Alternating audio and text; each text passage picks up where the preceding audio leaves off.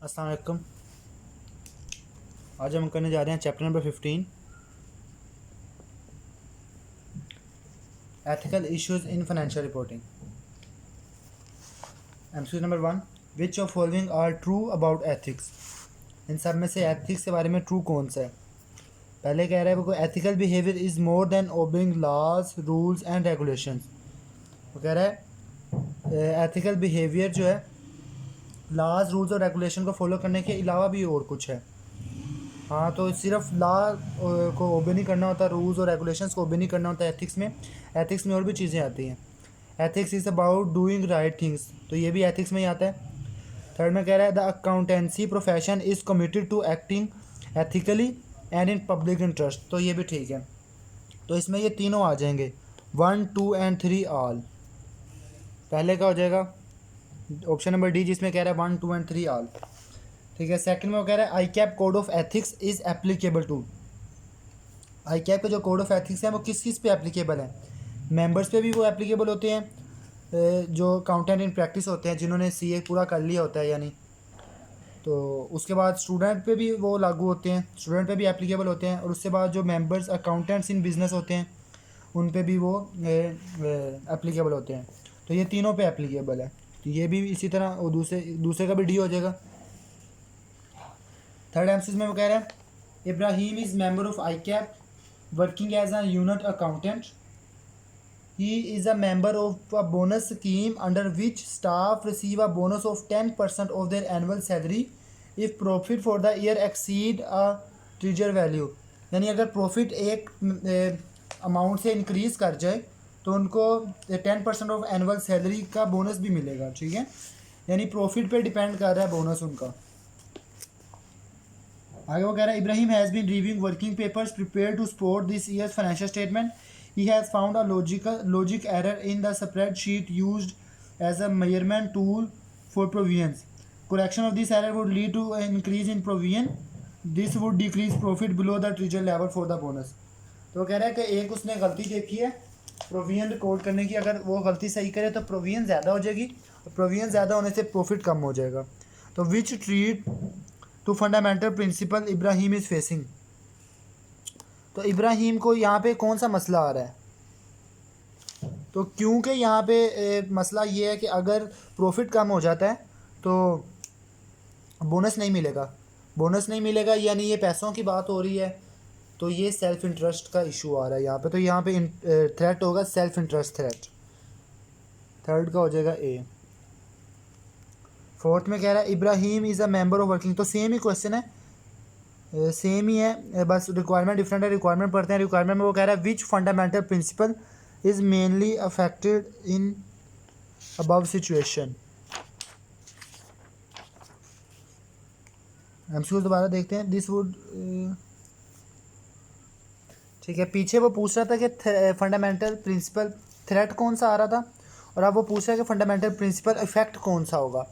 तो पीछे threat self interest threat आ रहा था, क्योंकि उसकी वजह से बोनस नहीं मिलना था अगर वो प्रोविजन सही करता। प्रोविजन सही करने से प्रॉफिट कम हो जाना था। और अब क्या मसला आ रहा है, इंटेग्रिटी का मसला नहीं आ रहा। ठीक है, यहाँ पे ऑब्जेक्टिविटी का मसला आ रहा है। ऑब्जेक्टिविटी का मसला इस वजह से आ रहा है क्योंकि अगर तो वो कम कर देगा, प्रोविजन सही रिकॉर्ड करेगा तो प्रॉफिट कम हो जाएगा, जिससे उसको बोनस नहीं मिलेगा, जिसकी वजह से उसके ज़हन में आएगा कि मैं इंडिपेंडेंट होकर वो जजमेंट नहीं कर सकेगा। इन सिंपल वर्ड्स, तो इंडिपेंडेंट होकर जजमेंट ना करना ऑब्जेक्टिविटी के ज़मरे में आ जाता है। तो इसका ऑब्जेक्टिविटी हो जाएगा फोर्थ का बी। आगे MCQ number 5।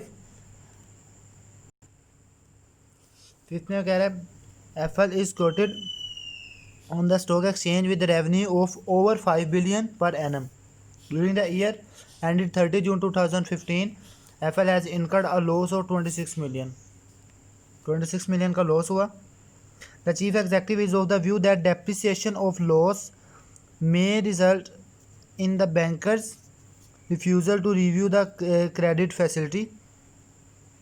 Therefore, he wants to incorporate certain adjustment in the books of accounts that will result in net profit of 100 million. तो वो कुछ एडजस्टमेंट्स करना चाह रहा है जिससे नेट प्रॉफिट हो जाएगा 100 मिलियंस का. However, CFO, who is a chartered accountant, is of view that all possible adjustments allowable under the applicable accounting regulations have already been considered and incorporated.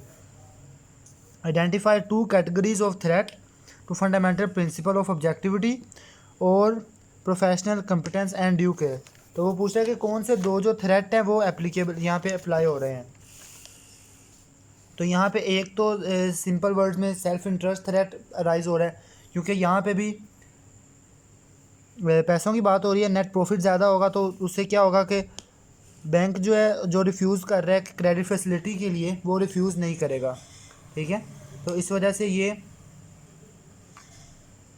Self interest threat है। तो पहला तो इसमें आ जाएगा ए,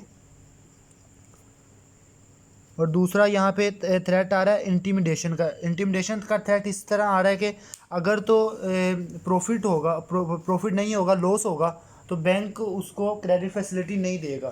तो ये इंटिमिडेशन की तरफ भी इसका इशारा हो रहा है। इसमें सेल्फ रिव्यू या एडवोकेसी थ्रेट तो कहीं भी से भी नहीं आ रहा, तो इसमें सिर्फ ए और डी आएगा, ठीक है। आगे 6 में कह रहा है कि Zia is a chartered accountant and works as financial controller in Unique Engineering limited.